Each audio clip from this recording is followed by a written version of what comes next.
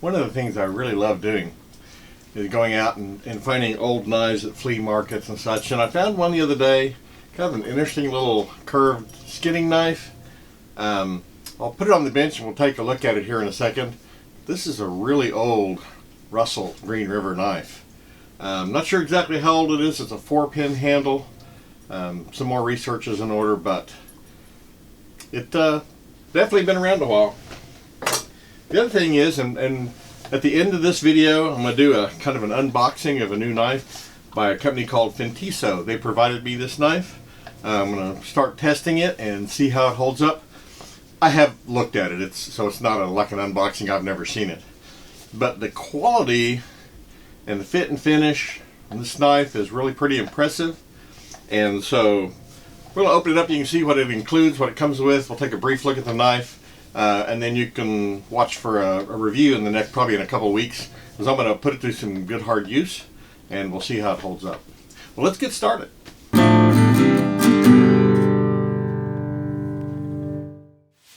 Okay, let's take a look at this thing. So this is the knife as I found it. I haven't sharpened it or done anything with it. And you can see it's got a 4-pin handle. There's 2 here and 2 down here. And you know, you see some with a 5th pin in the middle or sometimes 6 pins, but this one's only 4, and it's not a very long handle. I mean, if you look at my hand, it doesn't really extend much out of my hand. Not a very big knife. And when I first got this and first looked at it, I thought it was probably a traditional skinning knife that had been worn down, you know, sharpened down. And like this is the Herder's traditional skinning knife, and a typical pattern for a skinning knife. But when you overlay this on it, you can see that the blade profile is significantly different. So this is not just a worn down version of this. This obviously had a lot more upsweep. What I don't really know is how much is worn off of this. I could almost imagine maybe there was a little bit more belly at one point, but the tip of this, if you look at it, is beveled here.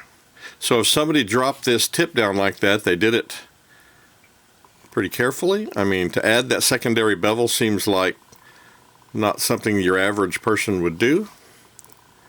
And so this may have been as long as they were. Now, I've seen some old Green River catalogs, and they did catalog a short skinning knife very similar to this in size. So it's quite possible that this is all it really ever was. If you look closely, we'll get up close here so we can see how close we can get. But if you look at the light just right, you can see, you know, it says J. Russell and Company, Green River Works right there. It's kind of faint. It's been worn a lot, but undoubtedly a Green River knife. You know, if anyone that's watching this has any ideas to the age, I'd love to hear about it. I know that this type of handle was more common in the pre-1900s and maybe early 1900s. But this style of handle I know also goes back to pretty much the origin of these Green River. So what the age is exactly, I think, is probably a little hard to say. The wood appears to be, you know, a dark wood like maybe walnut. It's reddish, so it could even be mahogany, but probably walnut. Kind of hard to say. Obviously, the knife's seen a lot of use, and like I say, it's really scratched up. It looks like literally somebody sharpened it with a brick or sidewalk or something. I really am not sure what's going on there. It doesn't really look like a power thing because these scratches are not very linear. They're kind of all different directions. So I'm thinking whoever did this used something just pretty rough to sharpen it with.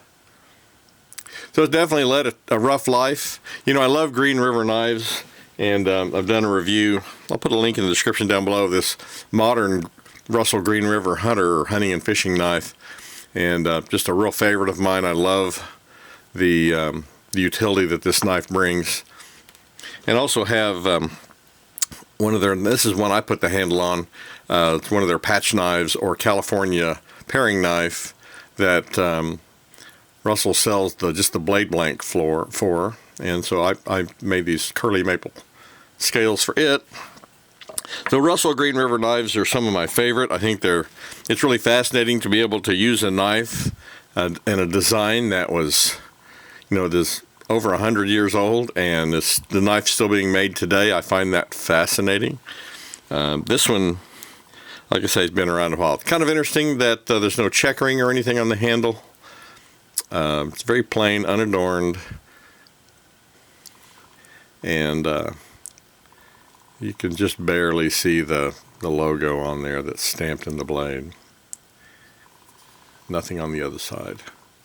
But like I say, it's I could sharpen this knife up today and it would still be quite usable. I mean, it wouldn't I wouldn't have any problem with cleaning this up, putting a good edge on it, and using it to, skin out game or whatever. Use it for its intended purpose. It would definitely do a good job.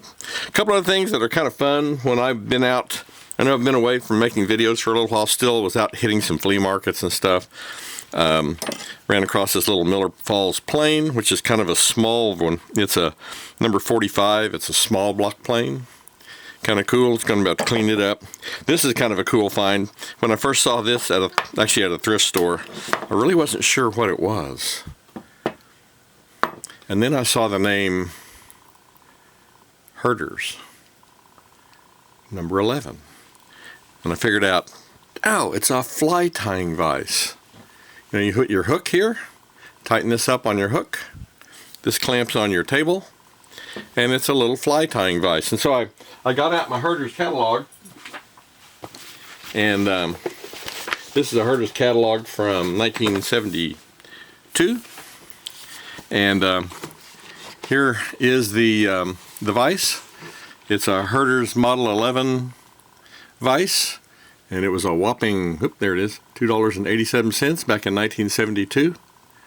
And in typical fashion, Herders waxes eloquently about this fly tying vise, but it's truly just a kind of crude cast iron thing. Still, I just think it deserves to be cleaned up. This was originally, the whole thing was brown, like this finish here.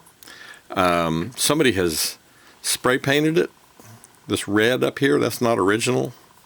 These were real popular, evidently, as I look at the history of these, with Boy Scout troops, if they were teaching boys how to tie flies and or make fishing lures.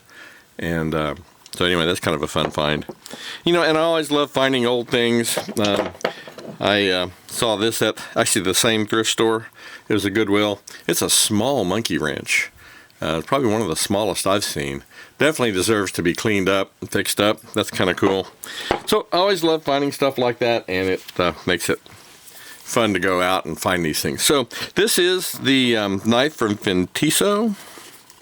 It's not a brand that I'd ever heard of. They contacted me via email and said, hey, we want to send you this knife so you can try it out, if you're willing to do that. So they sent me the knife, and comes in a pretty nice box. And very similar to Vise knives, you get a case.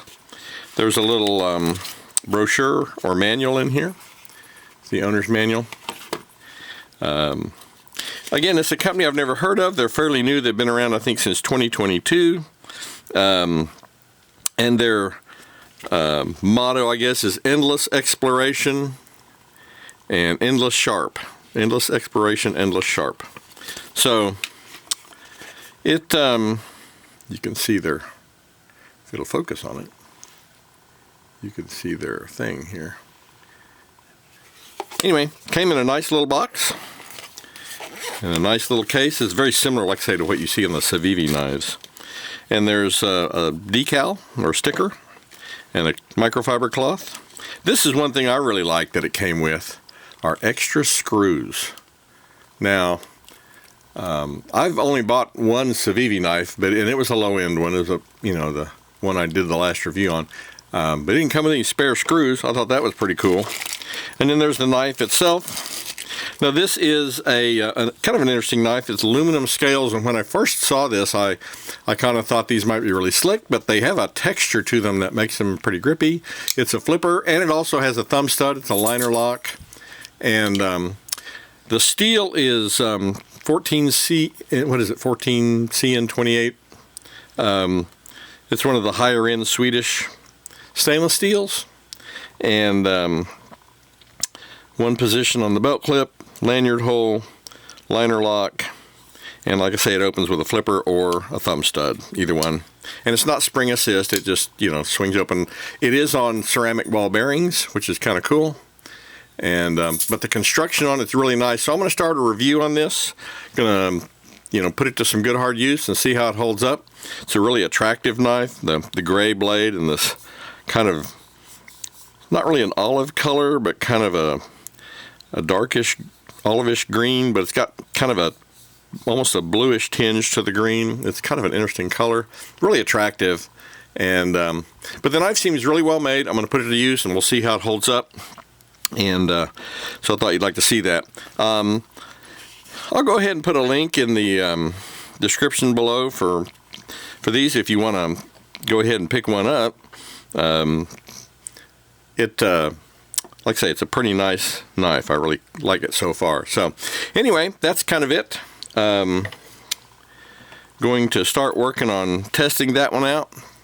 And I guess I'm going to have to go ahead and put a good edge on this thing. I just kind of hate it that it's not got a good, clean, sharp edge on it.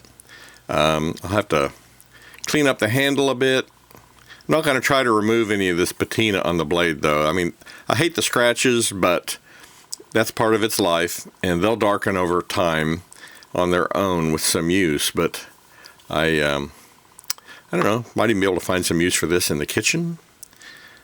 Pretty cool knife. If any of you have any idea as to the age of this, I'm guessing it's probably pre-1900, but it could be even much further back than that. I really just don't know. You know, it could even go back as far as Civil War era, or even towards the beginning of Green River's, you know, knife making time. Just really don't know exactly how old it is. But if anyone has any thoughts, I'd love to hear from you. Anyway, that's it. Hope you enjoyed seeing those. And I'm going to be working on a review on this Fintiso knife. And we'll see you on the next video. Well, there you go. The Russell Green River skinning knife. I really love to know the history of this knife. I really just love these kind of things because they, you know, regardless of how old exactly this is, it's lived a pretty well-used life. It's obviously been sharpened a lot of times and not treated too carefully, maybe is the right word. It almost looks like they sharpened it on a brick.